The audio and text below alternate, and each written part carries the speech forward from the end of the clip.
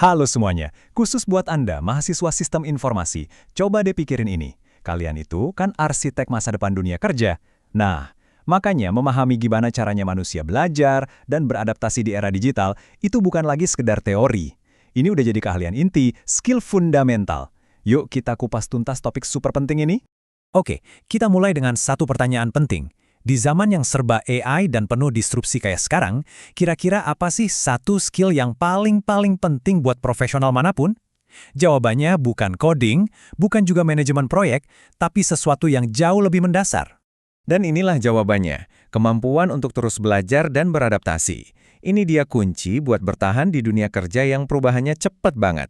Dan inilah yang bakal jadi fokus utama kita dalam pembahasan kali ini. Ini dia peta jalan kita. Kita mulai dari kenapa topik ini relevan banget sekarang. Terus, kita masuk ke dasar-dasar social learning. Gimana konsep ini berevolusi di era digital dan kaitannya sama adaptasi. Nah, setelah itu, kita bahas peran teknologi. Dan yang paling penting, peran Anda sebagai seorang profesional sistem informasi. Oke, bagian pertama, kenapa ini penting sekarang?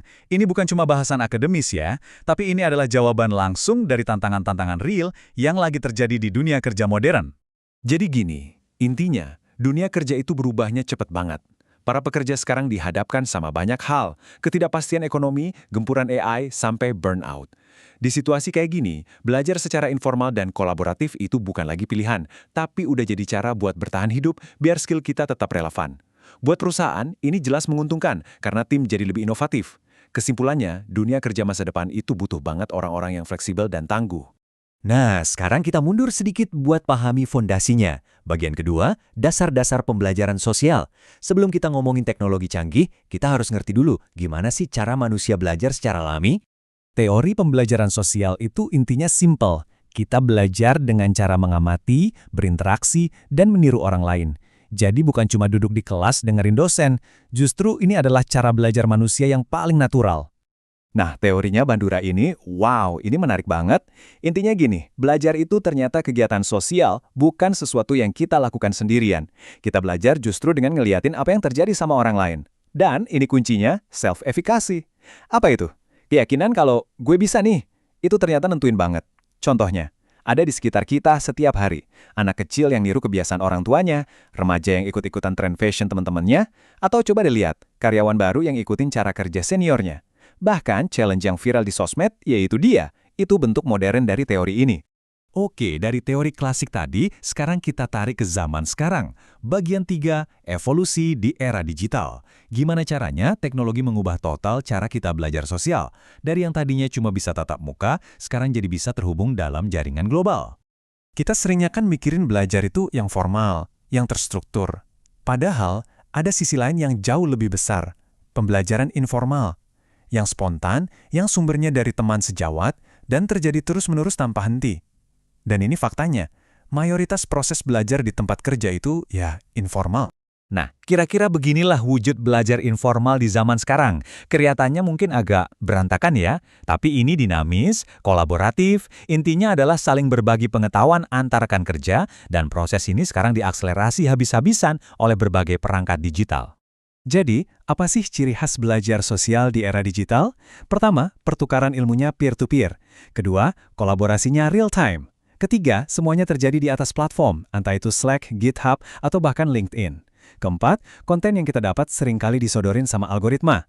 Dan yang paling krusial, proses belajarnya itu sekarang nyatu, langsung tertanam dalam pekerjaan kita sehari-hari. Oke, dari sini kita nyambung ke konsep adaptasi. Bagian 4, adaptasi pekerja di dunia baru. Bisa dibilang, inilah tujuan akhir dari proses belajar sosial tadi. Ini bukan lagi pilihan, tapi sebuah keharusan untuk terus berevolusi. Jadi, adaptasi pekerja itu apa?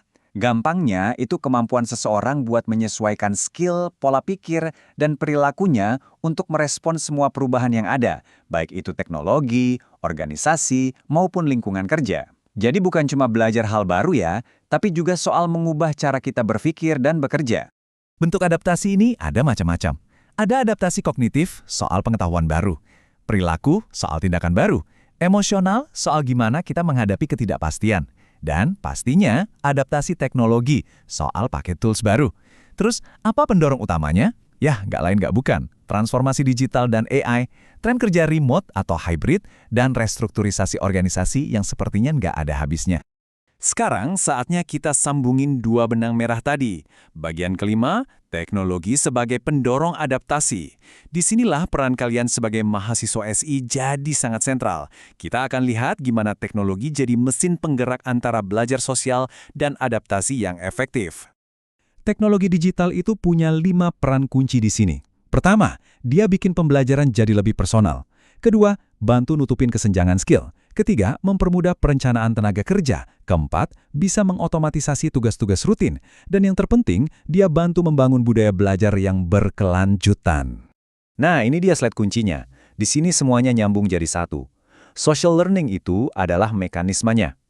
Inilah caranya para pekerja menggunakan teknologi untuk beradaptasi. Gimana? Ya, dengan mengamati rekan kerja pakai tools baru, belajar dari komunitas-komunitas digital, dan saling berbagi pengalaman secara real-time. Dan sekarang, kita sampai di bagian yang paling relevan buat Anda. Bagian 6, peran Anda sebagai profesional sistem informasi.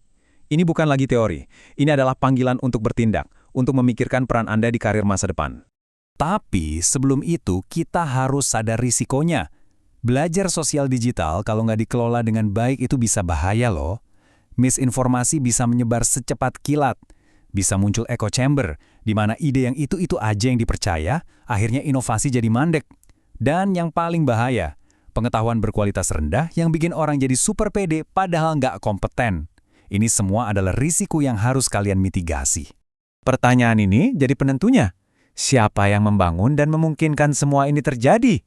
Jawabannya, ya mengarah langsung ke kalian semua. Penting banget buat diingat. Social learning dan adaptasi pekerja itu nggak terjadi secara otomatis, gitu aja. Semua itu sangat bergantung pada apa? Ya, pada infrastruktur dan ekosistem digital yang kalian, para profesional sistem informasi, rancang dan bangun. Jadi, kalian tuh bukan cuma ngebangun sistem.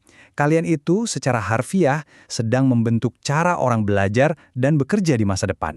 Jadi, saya tutup pembahasan ini dengan satu pertanyaan reflektif untuk Anda.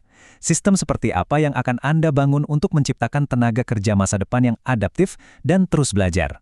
Karena jawaban dari pertanyaan itu akan menentukan bukan cuma karir Anda, tapi juga masa depan dunia kerja itu sendiri.